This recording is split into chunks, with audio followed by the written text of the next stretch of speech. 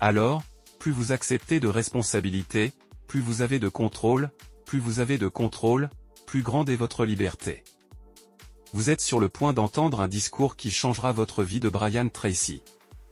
Détendez-vous, prenez des notes, abonnez-vous à notre chaîne et regardez cette vidéo entière pour ne rien manquer qui puisse avoir un impact énorme sur votre vie. Les émotions négatives, nous disons que c'est responsable et que c'est irresponsable.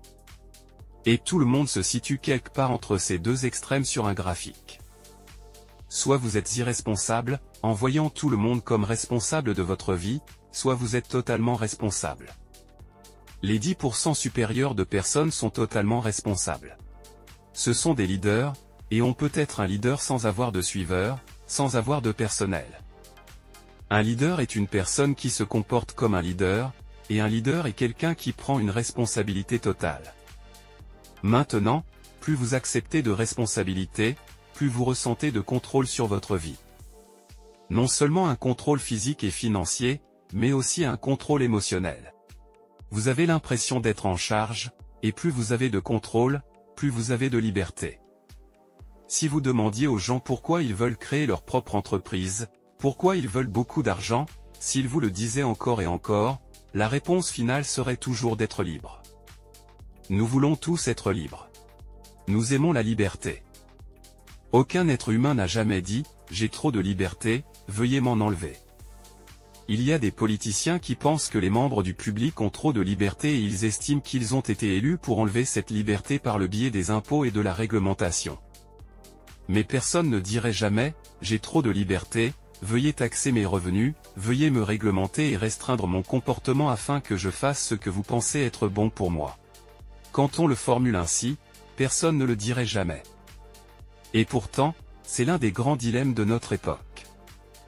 Donc, plus vous acceptez de responsabilités, plus vous avez de contrôle, plus vous avez de contrôle, plus grande est votre liberté. Et plus vous avez de liberté, plus vous ressentez d'émotions positives.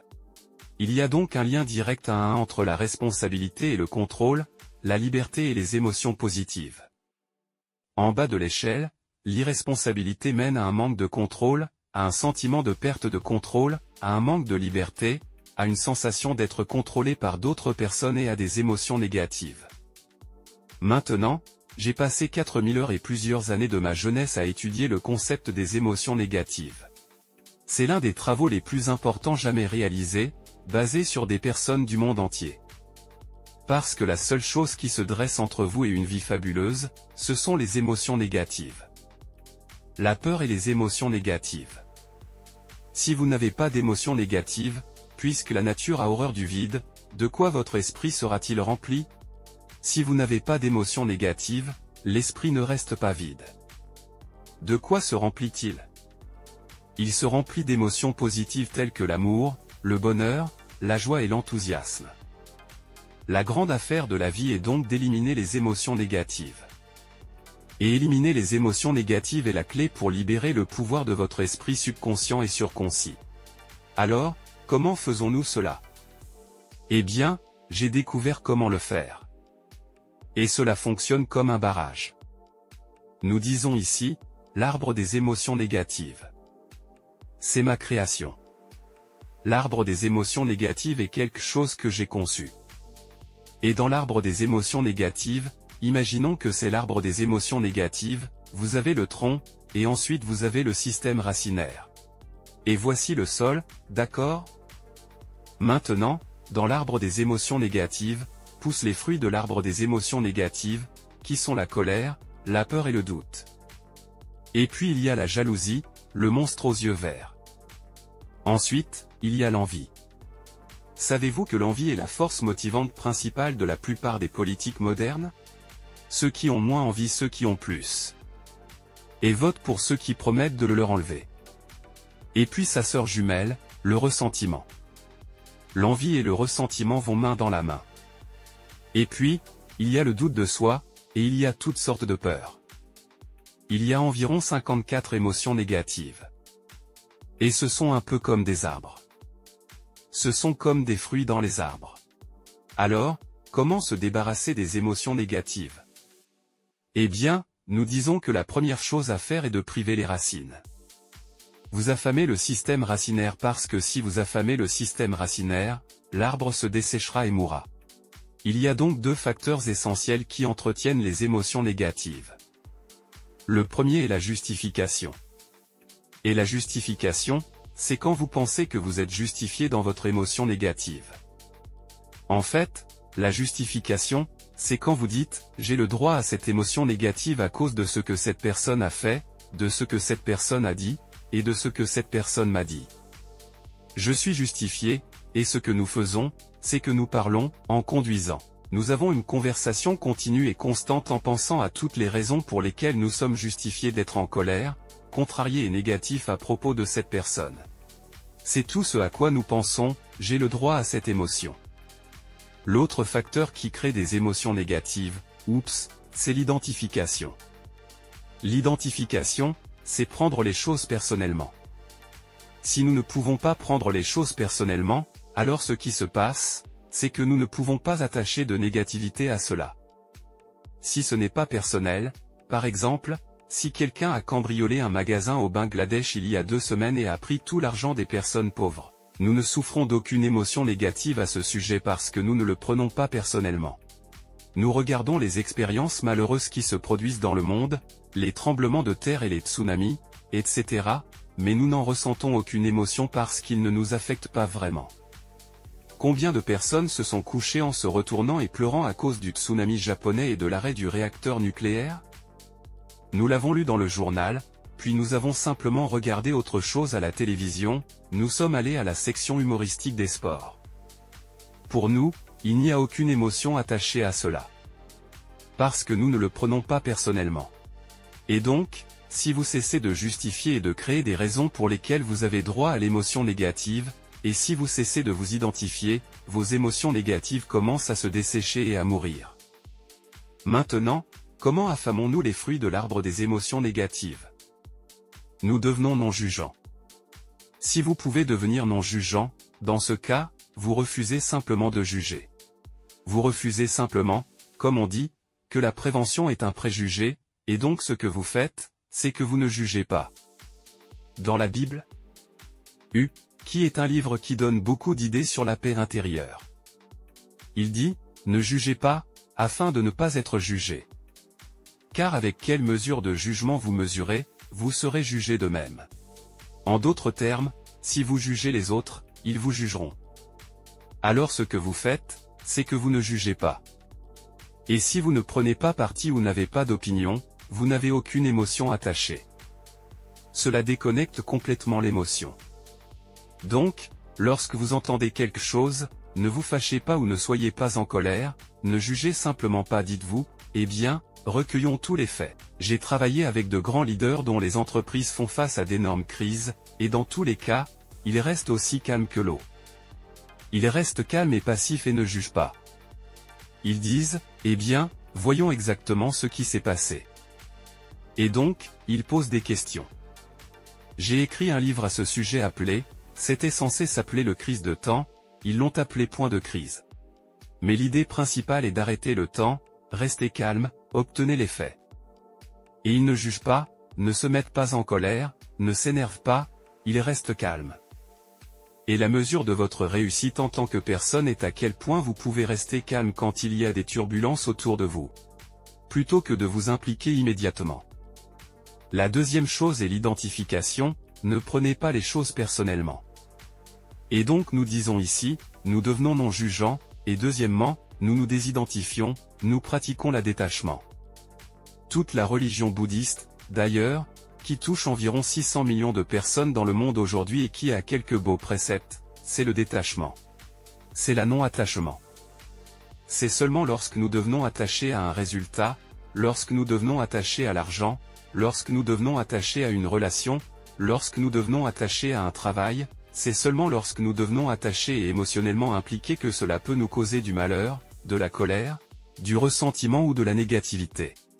C'est pourquoi il est si important de prendre du recul et de se détacher émotionnellement, afin de ne pas s'en inquiéter. Et vous dites, eh bien, c'est juste comme quand vous pensez aux choses qui se sont produites dans le passé, vous dites, eh bien, les choses viennent de se produire. Aussi simple que ça. Les choses viennent de se produire. Quand vous dites ça, les choses viennent de se produire. Eh bien, cela s'est produit, blabla, oui, eh bien, les choses arrivent. Vous connaissez la vieille expression qui rime avec ça arrive. Oui, des trucs arrivent. Et si vous pouvez dire ça, alors vous restez calme. Maintenant, voici un point intéressant, c'est que la tranquillité d'esprit est ce qui mène à la paix intérieure. La tranquillité est également coextensive avec l'estime de soi, la confiance en soi, l'efficacité, la créativité. Lorsque vous vous impliquez émotionnellement dans quelque chose, toutes vos facultés mentales supérieures créatives se ferment et vous revenez au combat ou à la fuite, à votre système limbique, à la peur, à la colère, et ainsi de suite. Tant que vous vous impliquez émotionnellement, vous ne pouvez pas penser clairement. Il y a une citation de Francis Bacon qui dit « Là où cela fait d'un homme quelqu'un qui ne peut en aucun cas être fidèle à ses propres fins ». En d'autres termes, nous sommes tellement excités, donc la clé est de rester calme. C'est pourquoi ils disent « Prenez une grande respiration, comptez jusqu'à 10, restez calme, détachez-vous, obtenez les faits, ne vous fâchez pas, ne vous impliquez pas. » Eh bien, voici comment nous affamons les émotions négatives. Vous constaterez que les personnes qui n'ont pas d'émotions négatives sont beaucoup plus calmes et beaucoup plus positives que les autres. Cependant, il y a quelque chose de mieux encore. Et c'est que la clé pour vous débarrasser des émotions négatives est de couper le tronc de l'arbre. C'est de couper le tronc de l'arbre, qui est le blâme. Et le blâme est à la racine de 99% des émotions négatives. Nous constatons que si c'est le blâme, ce blâme, nous abattons l'arbre. Et c'est presque comme si ces émotions négatives étaient des lumières dans un sapin de Noël et que le sapin de Noël est branché sur le mur. Si vous débranchez une lumière de sapin de Noël du mur, que se passe-t-il pour toutes les lumières simultanément? Elles s'éteignent toutes. Et lorsque vous cessez de blâmer toutes vos émotions négatives, cessez. Et tant que vous ne blâmez pas, vos émotions négatives cessent. Vous n'avez pas d'émotions négatives. Et à ce moment-là, votre esprit commence à se remplir d'émotions positives. Alors, comment cessons-nous de blâmer? Eh bien, c'est tellement simple et tellement puissant, c'est littéralement, pour moi, c'est transformateur. Je dois encore l'utiliser tous les jours. Votre vie est-elle pleine de personnes difficiles et d'obstacles inattendus? Bien sûr que oui. Donc, la seule question n'est pas ce qui se passe. Vous ne pouvez pas changer cela. Vous pouvez changer comment vous réagissez. Votre responsabilité de réponse. Donc, rien ni personne ne vous rend en colère. Il n'y a pas de colère ou de négativité dans une situation en soi. Elle n'a aucune émotion attachée, pas plus qu'un rocher. Toute émotion dans une situation est une émotion que vous mettez dans cette situation par la manière dont vous l'interprétez vous-même, par la manière dont vous la justifiez, l'identifiez ou la blâmez. Donc, éliminez le blâme et les émotions négatives, les éliminez en utilisant la loi de la substitution. Et la loi de la substitution dit, remplacez la pensée de blâme par cette affirmation, je suis responsable. Maintenant, cela semble tellement simple, et pourtant je continue à y penser et à l'utiliser tous les jours, c'est impossible de blâmer, il est impossible d'accepter la responsabilité et de blâmer en même temps. L'un n'annule l'autre. Il est donc impossible d'être négatif et d'accepter la responsabilité. Il est impossible de ne pas se sentir puissant lorsque vous acceptez la responsabilité. Alors dites ces mots, dites, je suis responsable. Je suis responsable. Maintenant, je veux que vous pensiez à n'importe quelle expérience négative de votre vie qui vous cause encore de la colère, de l'agitation, du malheur, et dites simplement à la place, je suis responsable. Pensez simplement à vous-même, je suis responsable. Je suis responsable. Maintenant, ce que j'ai appris, qui a eu un tel impact sur mon esprit, c'est que nous rationalisons. En rationalisant, rationaliser, c'est utiliser notre esprit pour penser à toutes sortes de raisons pour lesquelles nous avons droit à nos émotions négatives. Donc, au lieu de cela, nous utilisons notre esprit pour annuler les émotions négatives et penser à des raisons pour lesquelles nous ne devrions pas les avoir. Et au lieu d'utiliser nos esprits contre nous-mêmes, en commettant un harakiri émotionnel, où vous vous tranchez le ventre et plongez le couteau en vous-même pour vous rendre malheureux et misérable, ce que vous faites, c'est que vous utilisez votre esprit pour éliminer l'expression des émotions négatives. Donc, si vous pensez à n'importe quelle expérience négative dans votre vie, vous dites simplement, « Attendez une minute, je suis responsable. Je suis responsable. » Et ensuite, vous réfléchissez, « De quelle manière suis-je responsable ? De quelle manière suis-je responsable ? » Si vous traitez avec une situation négative que vous avez depuis longtemps, la première fois que je vous recommande cela, c'est très difficile. Parce que vous êtes tombé amoureux de votre négativité. Et vous ne voulez pas que je vous en parle. Donnez-moi ça. Non, non. Parce que les gens ne veulent pas renoncer à leur négativité. Et donc, vous allez devoir jouer avec cette idée et dire, attendons une minute.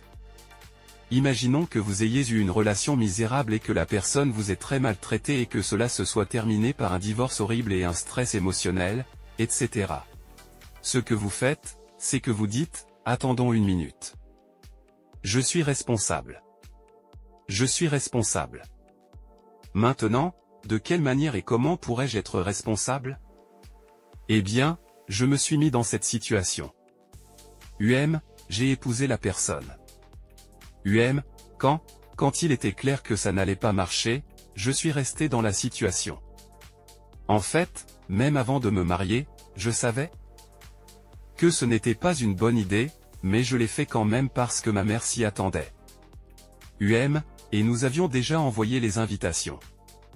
Et j'aurais pu renoncer. 38% des personnes qui se marient disent que si ce n'était pas pour toutes les personnes présentes, elles auraient déjà changé d'avis.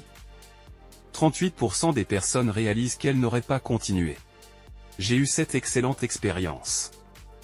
J'étais, dans un taxi pour aller à l'aéroport. Et j'ai dit au chauffeur de taxi, je lui ai dit, s'il vous plaît, emmenez-moi à l'aéroport. Il a dit, où allez-vous ? J'ai dit, eh bien, je vais à Vancouver. Il a dit, c'est bien de prendre quelqu'un qui sait où il va. Et j'ai dit, vraiment ? Il a dit, ouais. Il a dit, j'ai eu une course la nuit dernière. C'était vraiment intéressant. Il a dit, j'ai été appelé par cette femme pour venir la chercher à la maison. Mais je devais passer par l'arrière dans la ruelle et attendre, et le passager sortirait. Alors j'ai conduit, j'ai trouvé l'adresse, et il y avait des voitures des deux côtés de la rue, des lumières allumées, une grande fête en cours, c'était en été. Et des gens partout qui s'amusaient bien. Alors j'ai dit que j'ai fait le tour du pâté de maison, je me suis arrêté dans la ruelle, et j'ai attendu 5 ou 10 minutes plus tard, cette femme est sortie en courant, a jeté ses valises dans la voiture et a dit, emmène-moi à l'aéroport. Et il a dit, bien, et il est parti à l'aéroport, et il a dit, où allez-vous ? Elle a dit, premier avion dans n'importe quelle direction. Elle m'a dit, je m'en fous.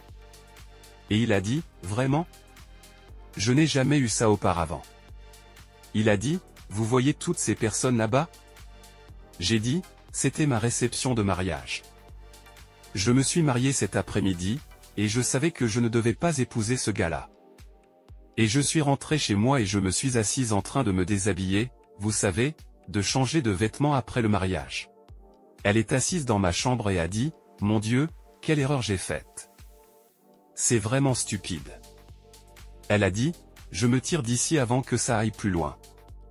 Elle a dit, emmène-moi à l'aéroport. Je prends le premier avion dans n'importe quelle direction. Et elle l'a fait. Et pourtant, 38% des personnes qui se marient pensent de cette façon. C'est par les conseillers conjugaux, d'ailleurs, qui conseillent les couples. Ils constatent qu'environ 38% en moyenne, sur la base d'une étude de 100 000 couples conseillés, décident de ne pas se marier. Mon point est le suivant. Si vous avez fait une mauvaise affaire, qui vous y a conduit ? Êtes-vous allé dedans tout seul ? Avez-vous pris la décision vous-même ? Avez-vous fait le choix ? Avez-vous eu des doutes, mais vous avez continué, ou n'avez-vous pas suffisamment enquêté ? En d'autres termes, utilisez ce brillant esprit que vous avez pour penser à toutes les raisons pour lesquelles vous êtes responsable. Et lorsque vous le faites, vous constaterez que la négativité commence à disparaître. Et vous arrêtez d'être négatif envers l'autre personne, vous dites « Eh, je suis un adulte, j'ai pris de mauvaises décisions, c'était vraiment stupide. » Et commencez à vous dire « C'était une décision stupide, j'étais vraiment bête de faire ça. Si j'avais fait plus de recherches, ou si j'y avais réfléchi, ou si j'avais écouté mon intuition, etc. » Maintenant, vous utilisez votre esprit pour rester calme, et positif, et clair. Et vous continuez à dire « Hey, je suis responsable, je suis responsable. » Et comme vous dites « Je suis responsable », vous tirez la fiche sur l'arbre des émotions négatives, et toutes vos émotions négatives s'arrêtent. Si vous avez du mal à dormir, continuez simplement à vous dire « Je suis responsable, je suis responsable, je suis responsable. » Vous avez des problèmes lorsque vous conduisez et que vous pensez à quelque chose qui vous met en colère, continuez simplement à dire « Je suis responsable » et trouvez des raisons pour lesquelles vous l'êtes.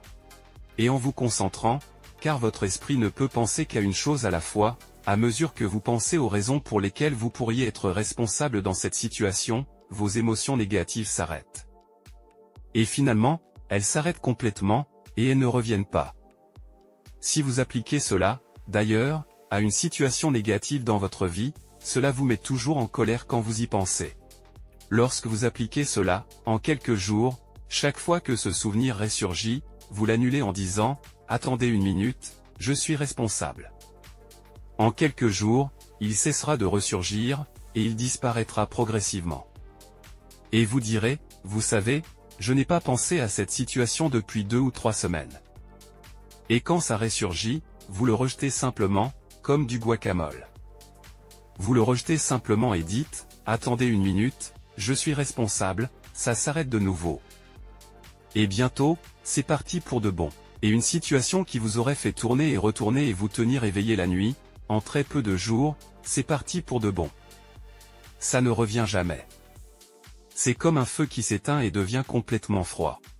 Peu importe combien de carburant vous y mettez maintenant, peu importe combien vous y pensez, il ne reste aucune émotion. Vous pouvez y penser en toute sérénité. Vous pouvez penser à la personne, même rencontrer la personne, même vous rappeler la situation, mais il n'y a pas d'émotion. Vous avez détaché des émotions négatives. Je ne peux pas rester assis à me plaindre tout le temps. Autant faire quelque chose. Ou la deuxième chose est simplement d'arrêter de venir ici. Ils vont découvrir que vous n'êtes pas une personne très intéressante. Vous n'êtes pas très compatissant parce que vous n'êtes pas prêt à passer la moitié de votre vie à écouter leurs problèmes. Eh bien, l'existence d'une émotion négative que vous ne laisserez pas partir vous empêchera de progresser, de faire du surplace et de tourner en rond pour le reste de votre vie. Maintenant, c'est l'une des grandes pensées révolutionnaires que j'ai apprises. Tout d'abord, vous débranchez toutes vos émotions négatives en disant simplement les mots « Je suis responsable ». Et voici ce que j'ai appris, c'est que tout le monde est d'accord avec cela. Tout le monde dans cette pièce est d'accord avec cela. Nous hochons tous la tête et sourions. Personne ne dit non, je ne prends pas la responsabilité. Tout le monde dit oui. Mais ensuite, ils disent, sauf pour une chose. Sauf pour cette personne qui m'a fait du tort. Sauf pour celle-là. Et donc ce qu'ils font, c'est qu'ils en gardent une. Ils en gardent une. Et ils la conservent, ils la conservent, ils la conservent, et ils disent, je vais garder celle-là. Il ne saura pas, parce que je vais simplement sourire et dire oui, mais je garde celle-là. Cet enfoiré, je lui dois gros, et je ne le laisserai pas partir. J'ai investi trop de colère là-dedans pour la laisser partir. Et donc ce que les psychologues ont découvert, et Johan est psychologue ici, vous allez aimer ça, Johan, soit dit en passant, et d'imaginer que vous avez acheté une toute nouvelle Mercedes-Benz 450 SEL. Magnifique, magnifique voiture. Fabuleuse à tous égards. Elle coûtait 120 000 €. Une ingénierie fabuleuse, un moteur magnifique, tout fonctionnait parfaitement. Et disons que c'est l'avant de la voiture avec le symbole, Tada.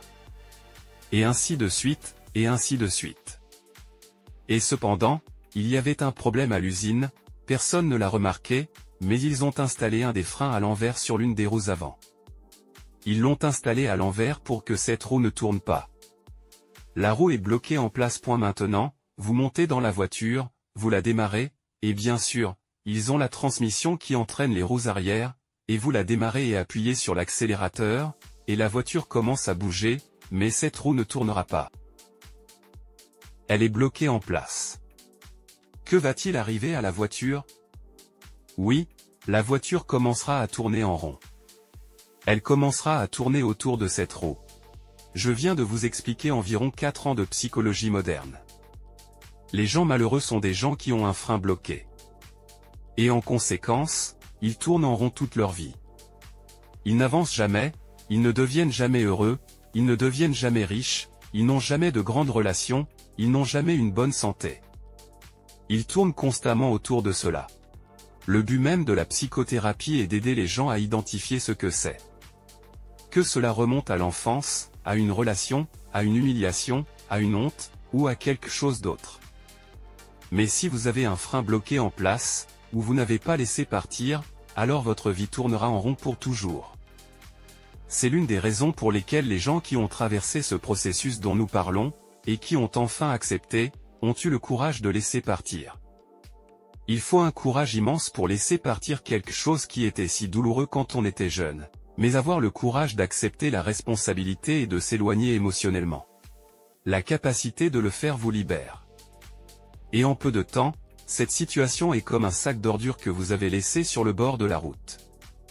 Il est parti pour toujours. Il disparaît à l'horizon. Et soudain, votre vie entière, comme cette voiture maintenant, cette voiture peut aller à des vitesses incroyables et vous emmener dans un endroit merveilleux. Votre vie, comme une grande Mercedes-Benz, peut maintenant aller dans des endroits extraordinaires à des vitesses incroyables si vous pouvez vous débarrasser de cette seule chose. Mais c'est difficile à faire. Cela demande du courage. Cela demande du caractère. Cela demande de la force. Et la seule façon de le faire est de commencer à travailler dessus, et de travailler dessus en disant « Je suis responsable ». Et puis il y a une autre chose que vous pouvez faire, qui est notre prochaine section. Tada! Appelez libérer vos freins. C'est le frein que vous avez en place. Comment libérons-nous le frein? Vous voyez, s'il était facile de libérer vos freins, tout le monde serait heureux, joyeux, populaire, mince et riche. Ce sont les freins que nous avons en place qui nous retiennent, et ce sont invariablement des freins psychologiques et émotionnels. Alors, ce que nous devons apprendre à faire, c'est libérer nos freins pour être libres, pour pouvoir simplement voler. Merci d'avoir regardé cette vidéo et laissé vos avis en commentaire, n'oubliez pas de vous abonner à notre chaîne pour nous soutenir.